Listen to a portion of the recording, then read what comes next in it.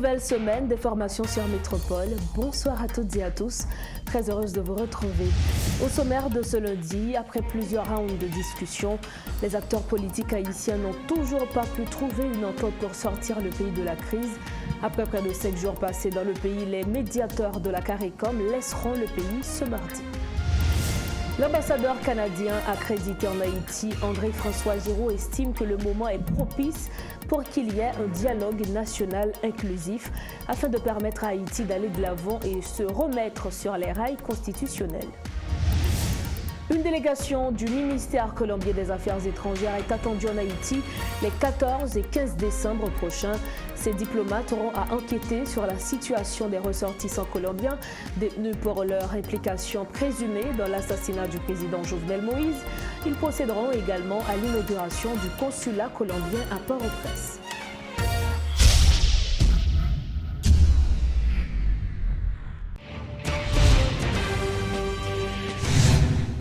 Dorochef, bonsoir, bienvenue au développement de ce journal.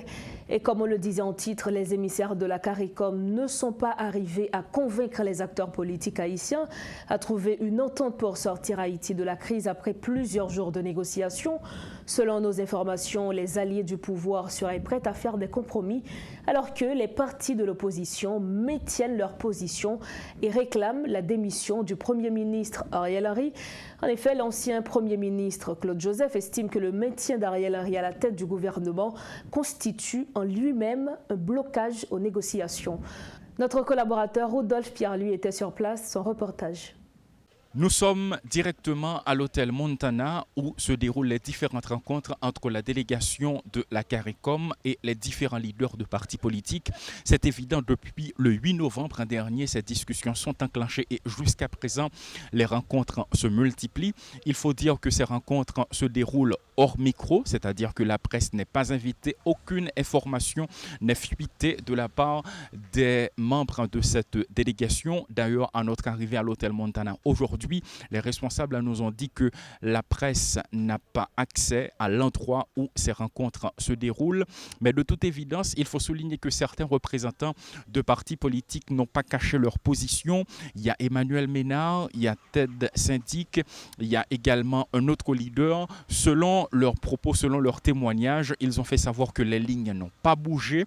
Certains partis politiques gardent toujours leur position. Il y en a qui réclament le départ du Premier ministre Ariel Henry. Il y en a qui demandent une entente nationale, c'est-à-dire un gouvernement de consensus en vue d'arriver d'abord à la formation d'un conseil électoral et ensuite la tenue des élections. Mais il y en a d'autres qui ne veulent pas changer de position. Donc si l'on comprend bien, selon leurs propos, jusqu'à présent, aucune entente n'est trouvée entre les différents leaders de partis politiques. Toujours dans le cadre de cette discussion, il faut souligner également la position des membres du gouvernement qui ont, eux, de leur côté, rencontré la délégation de la CARICOM. Si de nombreux partis politiques exigent le départ du Premier ministre Ariel Henry, eh bien, pour les membres du gouvernement, c'est tout à fait le contraire. Pas question de négocier le départ du Premier ministre Ariel Henry. Seulement, il faut penser à élargir le Haut Conseil de transition et ensuite porter quelques changements au niveau des membres du gouvernement. Et cette énième délégation de la CARICOM fait de tout son possible, selon les constats, en vue de permettre aux différents leaders de trouver une entente, une issue, une solution à la crise qui perdure. Mais jusqu'à présent, tenant compte des différents témoignages, les lignes n'ont pas bougé et les rencontres se multiplient jusqu'à ce que finalement un dernier rapport sera produit en vue de savoir ce qui a été entendu entre les différents leaders de partis politiques et la délégation de la CARICOM. Guy Trichoisi et Rodolphe Pierre-Louis pour Télémétropole. C'est maintenant qu'il faut s'entendre. Tel est le message du nouvel ambassadeur canadien accrédité en Haïti aux Haïtiens. André-François Giraud estime que le moment est propice pour qu'il y ait un dialogue national inclusif afin de permettre à Haïti d'aller de l'avant et se remettre sur les rails constitutionnels. Mais il faut qu'il y ait aussi des élections selon le diplomate canadien. Personnalités imminentes du CARICOM tiennent leur indépendance à cœur. Donc, nous n'avons pas eu de relation directe ou indirecte avec eux. Évidemment, j'ai les oreilles un peu tendues ici et là. Donc, les gens se parlent, mais et je lis les journaux. Ils sont ici jusqu'à demain. donc il y a encore du temps. J'espère que le bien de la population haïtienne sera ce qui primera au final. La nécessité, s'il y a une chose sur laquelle tout le monde s'entend, c'est la nécessité d'aller de l'avant, de remettre le pays sur le rail constitutionnel. Et la meilleure façon de faire ça, c'est en ayant des élections.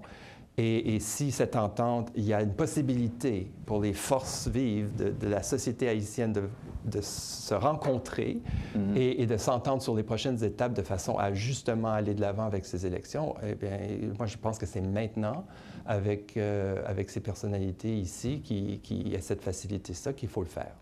Petite question qui peut-être peut déranger, Monsieur l'ambassadeur.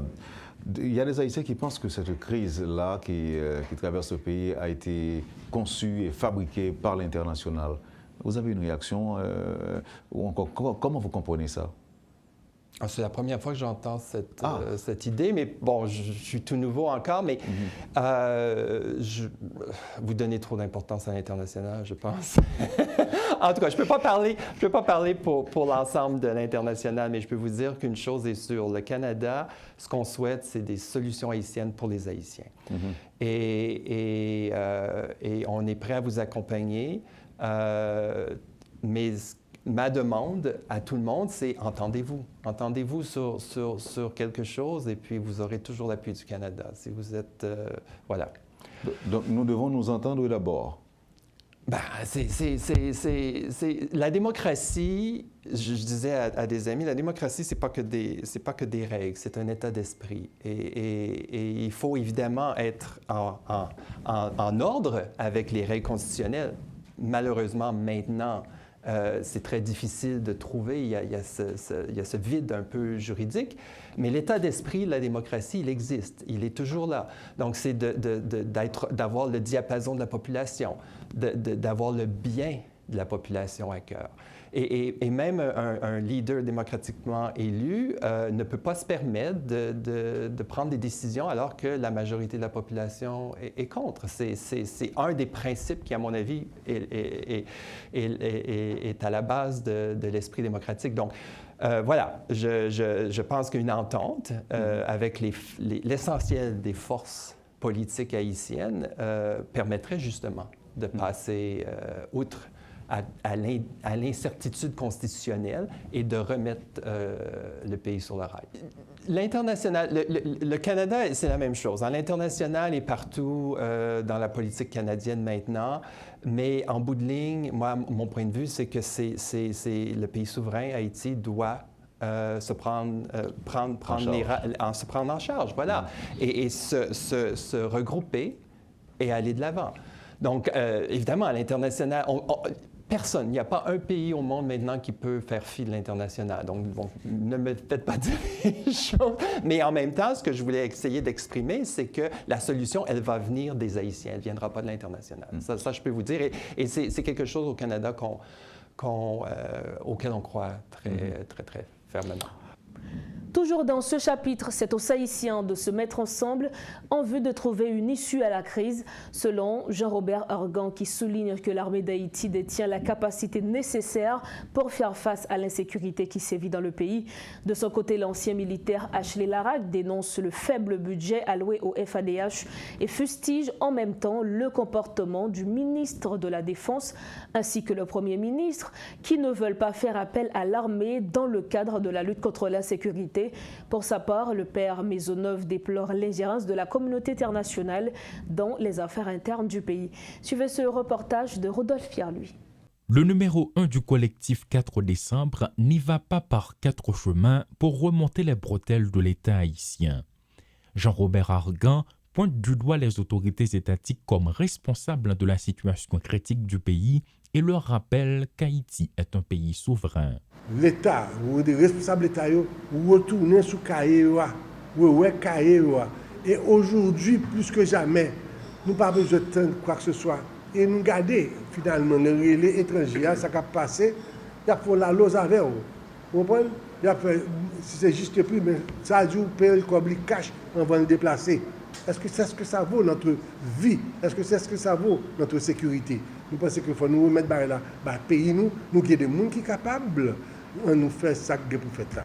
international là, il peut jusqu'à présent porter nous rien.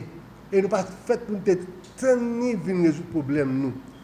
Et c'est pour ça nous-mêmes, nous les Jodia, nous faisons appel à Jodia pour que nous prenions conscience. Nous prenons conscience que nous sommes, c'est nous pour résoudre le problème nous. Et nous gagnons dans main nous des outils qui sont capables de résoudre, non pas de façon superficielle ou momentanée, mais qui sont capables de résoudre pour nous de façon pérenne. L'armée d'Haïti. Le directeur exécutif du centre Karl Lévesque, Gardy Maisonneuve, n'y va pas de main morte. Il dénonce l'ingérence étrangère dans les affaires internes du pays. Entre la communauté internationale et le gouvernement, le père Maisonneuve ne ménage pas ses propos. Parce que un groupe de monde, c'est ça qu'on fait. Piller pays, voler bien pays, et puis laguer pays à l'armée étrangère. Mais si nous-mêmes nous pas quoi ça, ça fait que regarder, parce que la Bible n'a pas de profondeur. Nous fait qu'à faire commencer à descendre, et puis nous descendre jusqu'au cou, et puis laisse ça tout le monde a pris nous. Nous parlons même un sens d'humanité, là même Madame Maria Isabelle, qui dit que c'est élection. Pas un effort qui fait pour l'élection faite. Je ne sais pas si l'élection qu'on fait pendant bandit a envahi des zones. Donc madame n'a pas de chance pour ne pas fourrer bouche li dans bagaille qui regarde le peuple haïtien. Parce que l'insécurité, ce n'est pas l'école liée. Premier ministre Ariel Henry, qui t'a supposé comporter comme juge et parti à la fois, parce que les juges et l'État doivent faire élection, et les vient parti, si l'élection pas faite, il ne peut pas remettre pouvoir. Parce qu'elle doit remettre pouvoir avec le monde qui est élu. Donc si pas de élection, si pas de condition pour faire élection, il ne peut pas faire, et puis il ne peut pas remettre pouvoir parce que l'élection n'est pas faite. Dis-moi ça, il n'y a pas aucun lien. Toujours dans le cadre de son intervention, le père Maisonneuve s'est inspiré de la situation actuelle de nombreux pays africains pour s'adresser à la nation haïtienne. Et je crois que le pays d'Haïti doit lever, pas petit, pas un pays sous la terre, c'est l'autre pays qui vient tirer le salier. Au contraire, condition d'existence pour faire gros cob, c'est leur problème. Et c'est le ça eux-mêmes qui a fait gros cob. Pas oublier, pas aucun monde qui a pitié de la misère l'autre. Sans ça, le monde entier n'a pas de misère encore. Au contraire, ils ont engagé, ils fait ça en Afrique, c'est ça qu'il faut que les Africains ont ouvert les yeux. Grâce à la division qui gagne dans le mi-temps. Donc, ça pour nous faire nous-mêmes en Haïti, c'est pour la population haïtienne de camper comme un seul homme. Pour exiger solution, c'est l'armée d'Haïti. Et pour exiger le 7 février, que les gens qui l'ont déplacé viennent en entente nationale qui fait pour nous l'autre groupe pour retirer. Moi-même, pour retirer nous côté nous. Moi-même, je n'ai pas aucun accord. Ni accord XY, ni accord à gauche, à droite. Je crois qu'il faut qu'on grand monde, faut qu'on groupe monde qui mette d'accord pour Haïti pas arriver côté lui. Si ses prédécesseurs ont fait allusion à l'armée d'Haïti pour résoudre la crise, de son côté, Ashley Larac, en tant qu'ancien militaire et porte-parole de l'association, il estime que les fonds alloués au FADH ne peuvent rien pour une institution qui, selon lui, est dotée de capacités suffisantes en vue de rétablir le climat sécuritaire. Nous parlons plus d'accord avec moyens, si moyens faibles que l'armée actuelle. Nous sommes conscients que l'état-major a fait un pile effort pour essayer de la question de l'armée pour ne pas perdre du lit. Mais nous ne sommes pas d'accord avec le traitement que le ministre de la Défense a fait de l'armée et non plus ça le représenter. Puisque nous nous rendons compte que son nègre dit même pas l'armée du tout. D'abord, pas aucune connaissance de l'affaire militaire. Le fini, il est clair que le pas l'armée, il est clair que Ariel Henry pas l'armée. Donc il faut que la population reprenne l'armée. C'est la seule institution qui existait qui a pris une jeunesse qui perdue là, qui recadre rapidement en très peu de temps. Théoriquement, dans tout pays normal, si ou même avec moi, on a payé taxes, et qu'on premier ministre qui justifie les taxes là avec un petit budget, même s'il est tout petit pour l'armée, il faut que le problème qu'on a là a commencé, demain, on a joint militaire, on a mis, ou pas capable de l'armée, pour l'armée l'autre pays à camper en face pour pas voyer un vis-à-vis Bali. Or, même un poste militaire on va joindre Wanamètre. Il est vraiment pas sérieux. Il est vraiment pas correct. Donc finalement, si nous regardons question budget, si nous regardons ça dit que l'armée a coûté avec ça l'armée a protégé, nous avons dans balance là, ça l'armée permet de nous récupérer en termes de protéger en termes de biens, beaucoup plus important parce que ça l'armée a coûté pour l'exister. Quantité de jeunes que l'armée a formé chaque année représente une richesse inestimable pour le pays. Alors que la délégation de la CARICOM poursuit les différentes rencontres avec les représentants de partis politiques en Haïti, parallèlement, il y a d'autres représentants qui aujourd'hui se sont réunis en vue de donner un point de presse. D'abord, ils se sont alignés sur cette position, à savoir il est indiscutable que le Premier ministre Ariel Henry laisse le pouvoir le 7 février 2024. Sur ce point, ils se sont mis d'accord. Et ensuite, il y a un autre point qui attire l'attention, c'est bien la crise en Haïti. Les trois représentants qui ont pris la parole tour à tour estiment que la solution par rapport à cette crise doit être de nature haïtienne. D'ailleurs, selon eux, si ce sont les Haïtiens qui trouvent une solution par rapport à cette crise, cette solution sera permanente. Il n'est pas question non plus que ce sont des forces étrangères qui viennent en Haïti pour rétablir le climat sécuritaire. Il y a l'armée d'Haïti, il y a d'autres unités spécialisées de la police nationale d'Haïti. Donc si le gouvernement décide d'investir dans les forces haïtiennes, eh bien il est clair et certain qu'une solution sera trouvée par rapport à l'insécurité qui perdure dans le pays. C'est la position exprimée par les trois représentants issus d'horizons divers, notamment de différents partis politiques. Guy Trichoisi et Rodolphe Pierre-Louis pour Télémétropole. La date du 13 novembre était très attendue par bon nombre d'Haïtiens qui attendaient la publication des sanctions contre les personnes indexées dans le rapport du groupe d'experts de l'ONU. La fausse information a été publiée par un média en ligne. Contacté par téléphone, notre source onusienne affirme que cette date n'a pas été retenue par les Nations Unies pour la publication d'une quelconque liste. Toutefois, cette même source nous confie que les noms des personnalités sanctionnées pourraient être publiés dans un communiqué de l'ONU à n'importe quel moment. Autre point de l'actualité, une délégation du ministère colombien des Affaires étrangères se rendra en Haïti dans le cadre d'une mission visant à enquêter sur la situation des ressortissants colombiens détenus impliqués dans l'assassinat du président Jovenel Moïse. La chancellerie colombienne a annoncé que Alvaro Leiva, accompagné de responsables clés du ministère, se rendra à Port-au-Prince les 14 et 15 décembre prochains. L'objectif est de rencontrer les autorités haïtiennes, y compris le Premier ministre Ariel Henry et son homologue Jean-Victor Généus.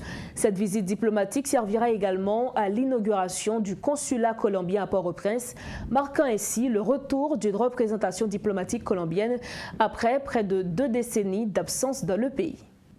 Les employés du ministère de la Planification et de la Coopération externe ont organisé un mouvement de protestation ce lundi pour exiger un ajustement salarial. Ce mouvement a paralysé les activités au sein du ministère durant toute la journée.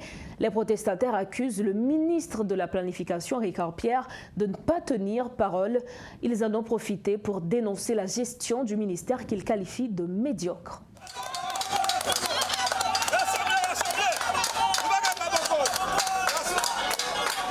Nous gagnons presque tantôt 3 à 4 mois depuis qu'on a négocié. Il y a un ensemble de revendications, un ensemble de besoins que les employés ont revendiqués. Et ceci nous chita en diverses occasions ensemble avec le ministre, mais jusqu'à présent, pas jamais gagné. Les revendications sont simples. Nous demandons de meilleures conditions de travail. Parce que l'inflation a bas les terrains sous nous. Cherté la vie, il y a des gens qui gagnent 5 000 gouttes dans le ils pas qu'à préparer un plat solide avec lui. D'où voir si les gens gagnent moins que ça. Donc c'est dans ce sens ça nous demander des ajustements de salaire, que ce soit ajustement de salaire sous salaire qui fixe ça, que ce soit ajustement de salaire sur petit cadre que nous gagnons, nous demander ajustement de salaire sous yo. Et tout ajustement de salaire ça yo pas acceptable, pas passé, nous pas jamais suspendre. C'est pas activité nous fait là en soi nous qui paralyse l'activité ministère. Son ministère paralysé dans le longtemps, que pas jamais ouais ça. Et je dis, mouvement ça nous fait son piqûre de conscience que nous baillons pour nous faire ouais que son ministère qui paralysé. Parce que nous avons couru quitter le ministère arrête yon repose à côté moun a vinn tan Biden. Puis faut nous là c'est Biden y a tan. C'est-à-dire pas aucun dirigeant ça intéressé. Discussion faite pour ajustement salarial fait. Oui tout bail.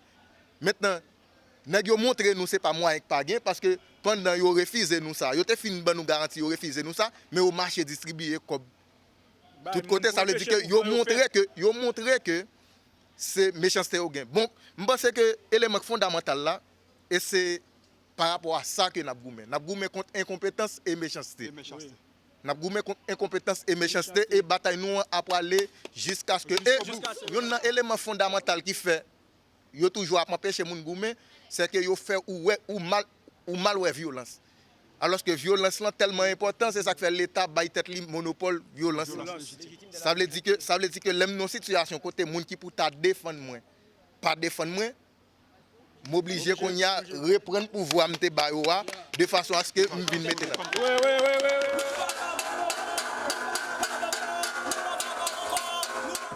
Ce soir à Métro News, nous allons parler de météo avec le météorologue Rudolf Omer Victor.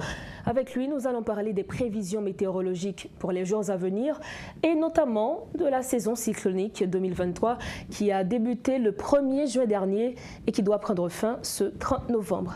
Bonsoir, Monsieur Victor, et merci de votre disponibilité.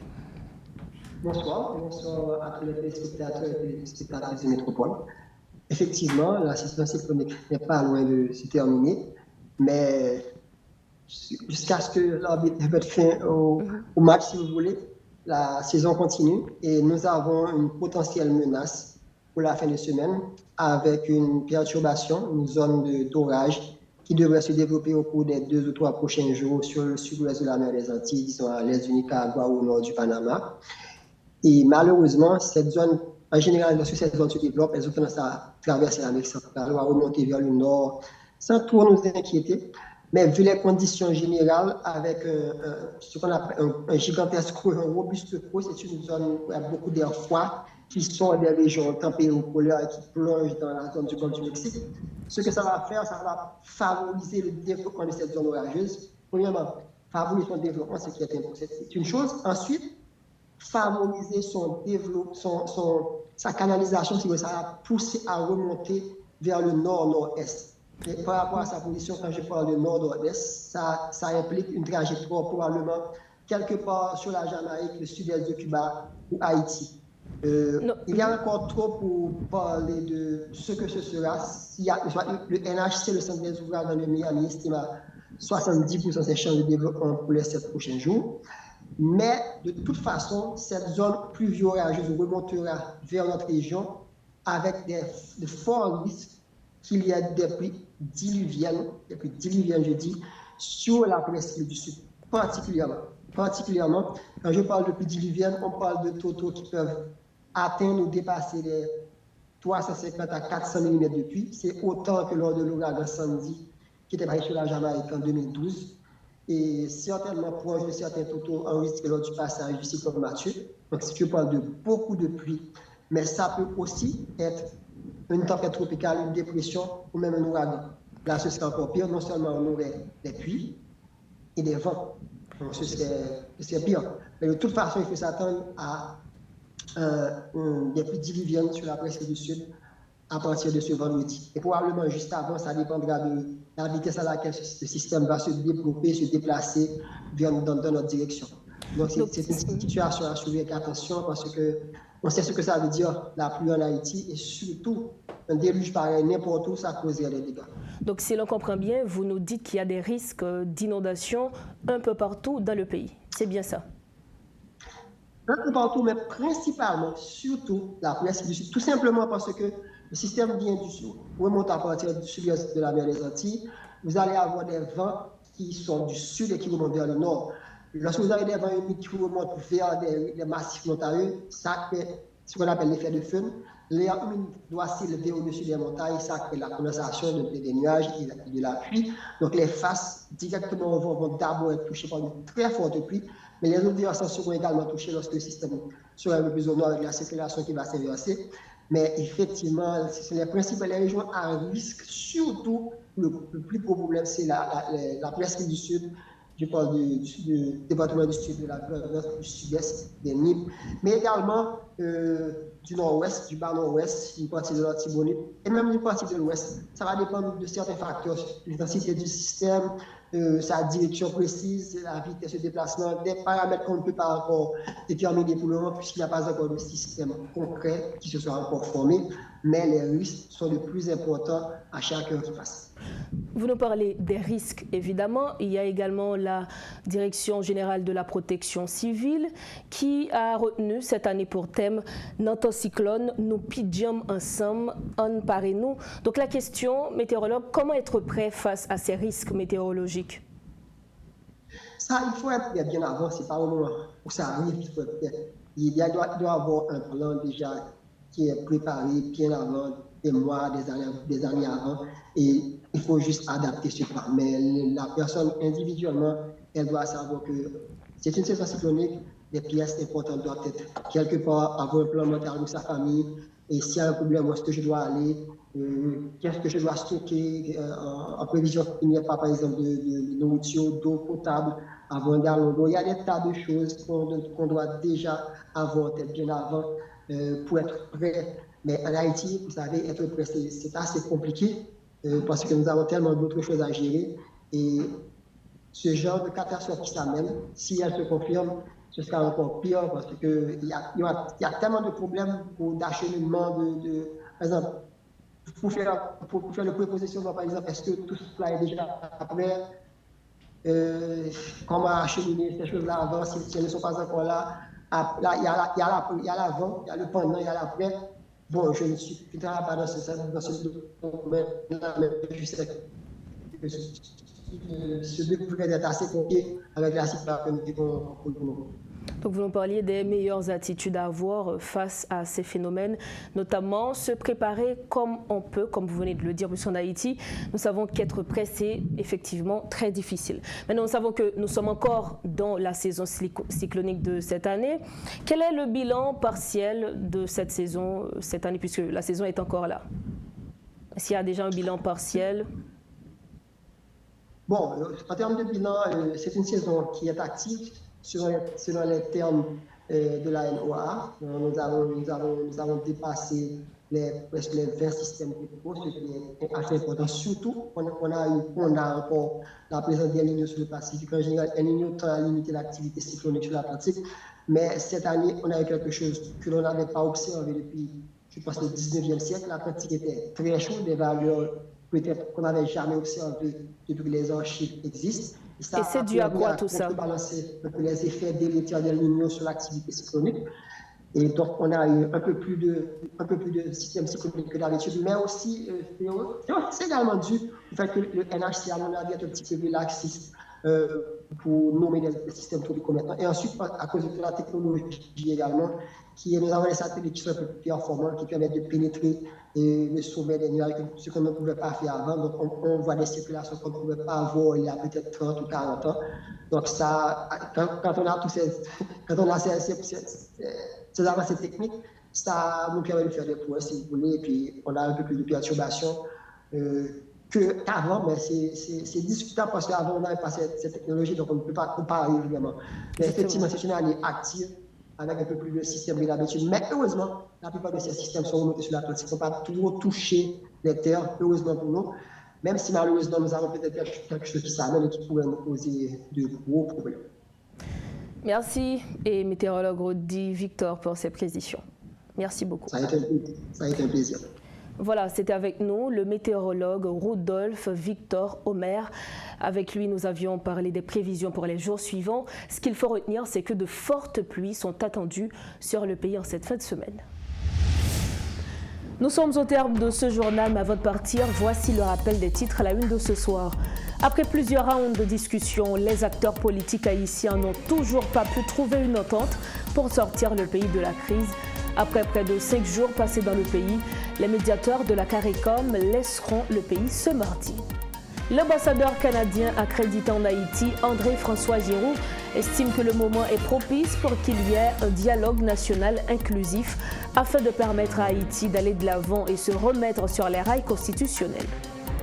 Une délégation du ministère colombien des Affaires étrangères est attendue en Haïti les 14 et 15 décembre prochains. Ces diplomates auront à enquêter sur la situation des ressortissants colombiens détenus pour leur implication présumée dans l'assassinat du président Jovenel Moïse. Ils procéderont également à l'inauguration du consulat colombien à Port-au-Prince. C'est la fin de Métro News. Merci de votre attention. Prochain rendez-vous demain. Restez sur Métropole. Bonsoir.